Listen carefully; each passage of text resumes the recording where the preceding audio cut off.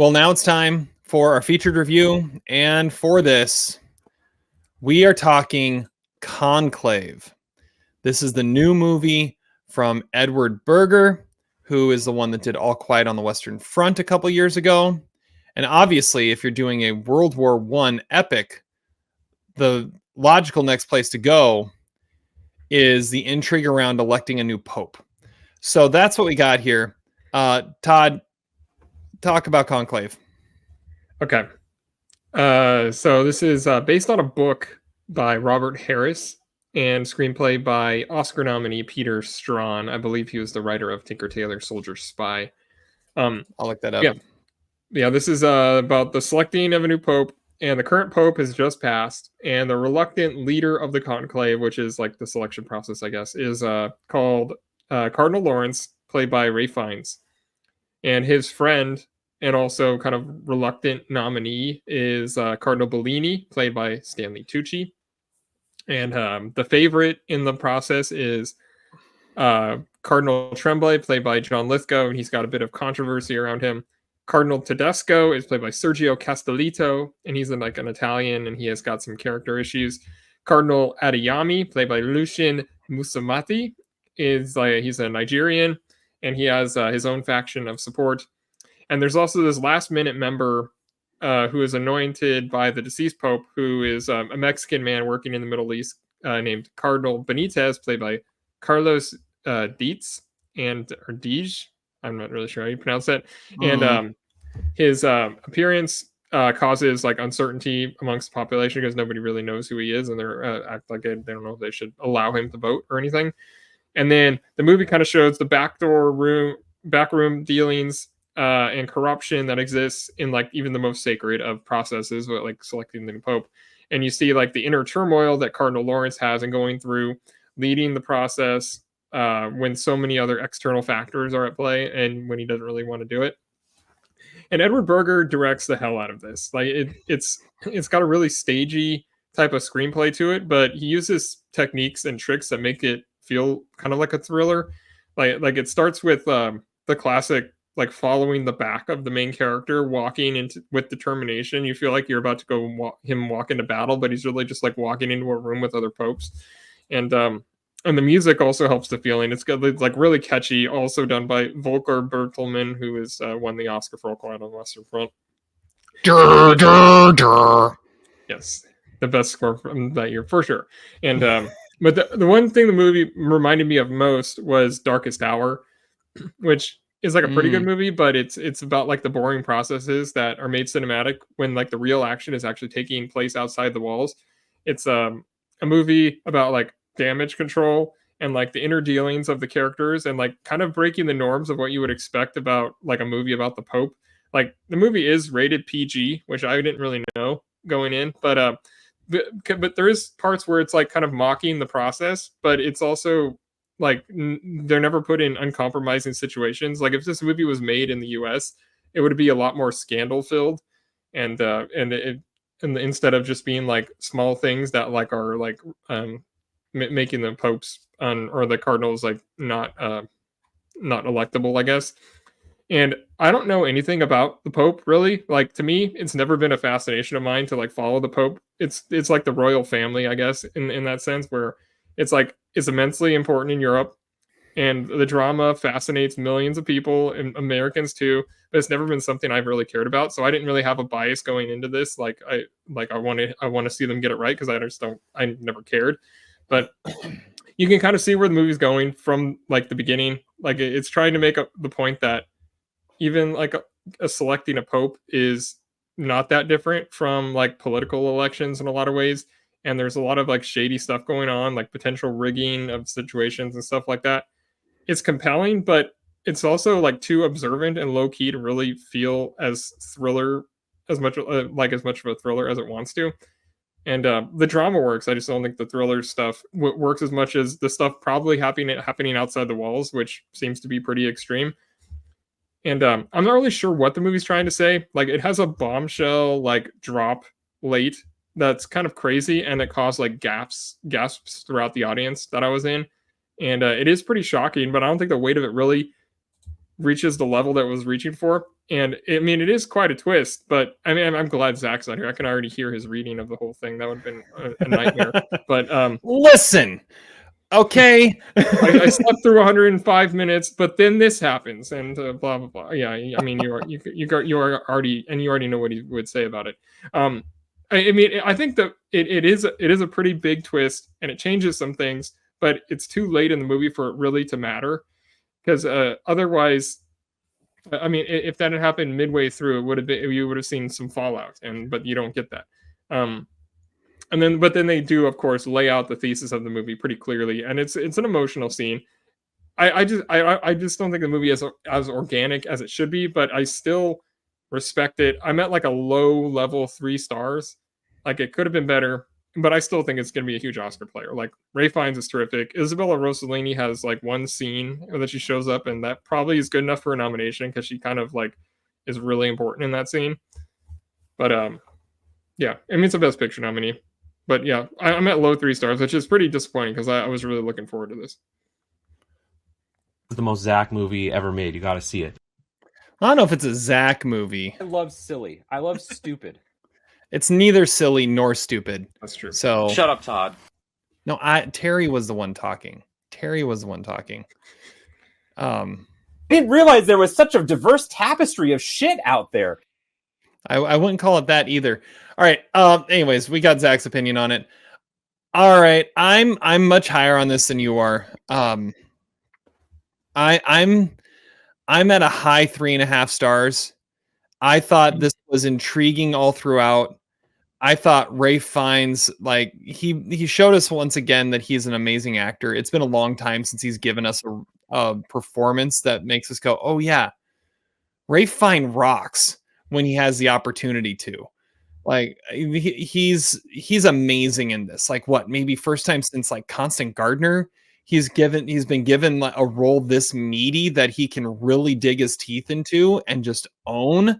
And what's great about it is it's such a subtle role. He's the passive observer that has to the reluctant leader of all this. Stanley Tucci is amazing in this as well. He does the Stanley Tucci thing, but he does it in like the most grounded way possible. I don't know. I loved him, and all the performances. I thought he was like the one that kind of stood out. It's like, what movie are you in? Like, why is Stanley Tucci part of this group? Like, everybody else he stands out because he's so recognizably Stanley Tucci, yeah. And so maybe that detracts from it a little bit, but I think it works. He's very matter of fact and direct about everything that he's going through. I don't know. You're right. The Edward Berger does direct the hell out of this. The music adds so much suspense to it too. Like, talk about music being a character in a movie. The score to this movie is a character because it helps kind of drag it along. It's almost like if the score to May December was done well. That would be the score to Conclave, because it is a very overly dramatic score, but it actually fits the gravitas of the situation, where in May December it just felt wasted.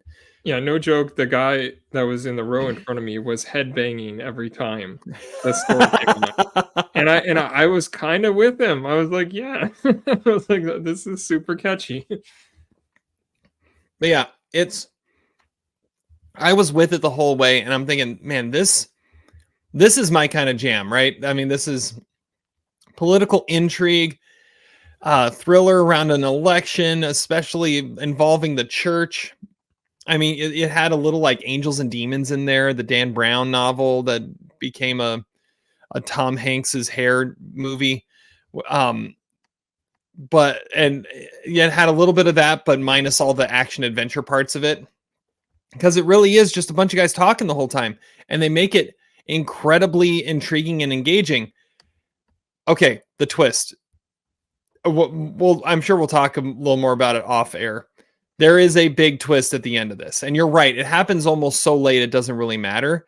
However, at the same time, like I kind of want to give this 4 stars but I haven't fully processed what I think about it yet, because it's one of those just like, wait, why did you go there? Yeah, that's what I'm Like, saying. Like, I don't really know what the movie is exactly trying to say, and that's part of what I'm like. They have the scene where the thesis is laid out, but then this happens, and you're just like, you're not doing this for no reason, but why?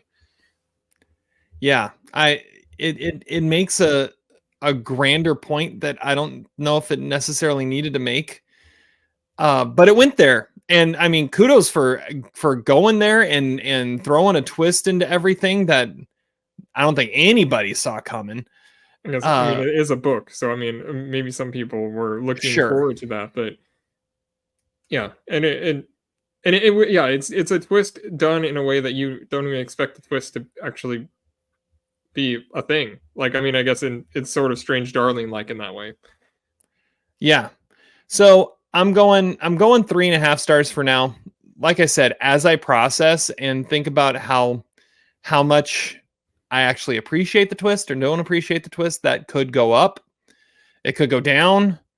But this was, for 1 hour and 55 minutes.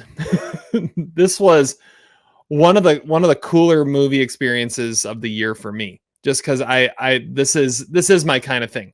I'm not really, I don't really follow the Pope, but I think just like watching a political system work like that and seeing how all the intrigue around it and the backhanded dealings and everything, and it was fun. It was so much fun.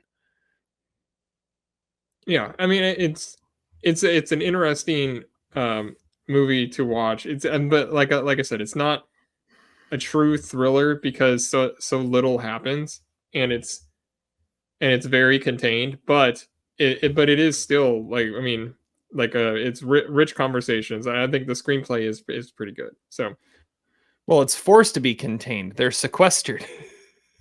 Yeah, except when something happens outside, and then you're Yeah, you're forced to wonder. But so they couldn't have actually been filming in the Sistine Chapel, right?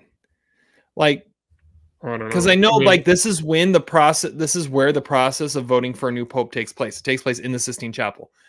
That had to be a soundstage, right? They had to recreate the Sistine Chapel. They couldn't have actually gotten permission to sure blow a window out of the Sistine Chapel. We'll find out, I guess, when if it's up for art direction at the Oscars or something. But I could totally hear. see this up for art direction. So, like, at the Oscars, I think it's a lock for a picture nomination, actor nomination, adapted screenplay nomination. Those are all happening.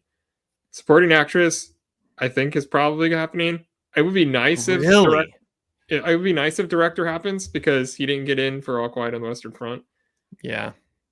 But I mean, it all depends on how well this plays. Like, I don't know if this is making money or not. I don't know if that necessarily even matters.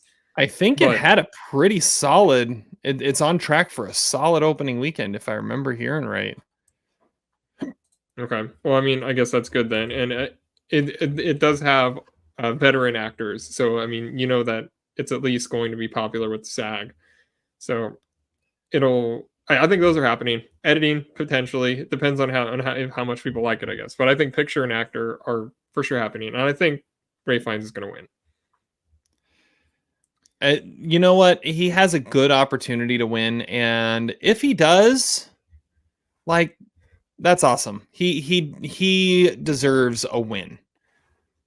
Well, yeah. All right. So you've been the star of a Best Picture winner, and you've been the best performance and another Best Picture winner, like, and you still haven't gotten your day, and yeah, it's time.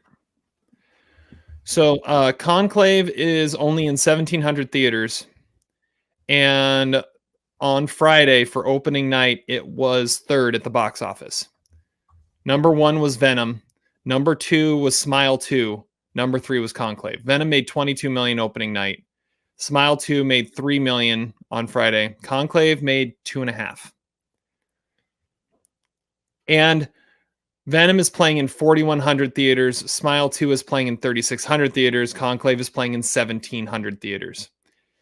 So if you go by average per screen, it's also third. at 1,400 per screen. Venom is at 5,300 per screen, and Anora, which is only in 34 theaters right now, is at 8,200 per screen because it made 280,000 in 34 theaters. Yeah, I mean, that makes sense. That's one of those movies that has been talked about for long enough that people were going to go see it.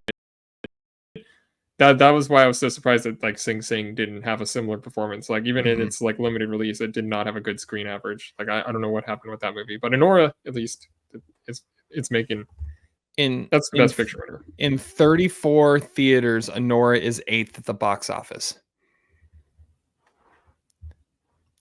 That's pretty good. Just above Piece by Piece, which is 9th, and Piece by Piece is in 1,300 theaters and made 190,000. That's crazy. It's crazy. All right.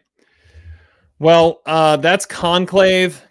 We're gonna be talking about this one pretty constantly over the next few months, as it's gonna be a big part of the Oscar conversation. I agree. I'm kind of nervous now. I think, yeah, he should be kind of nervous because I think it's also going to be a part of some Pinot conversations, I'm sure. It'll be coming up. So this is one we will be talking about. So yes, Zach, you need to see Conclave.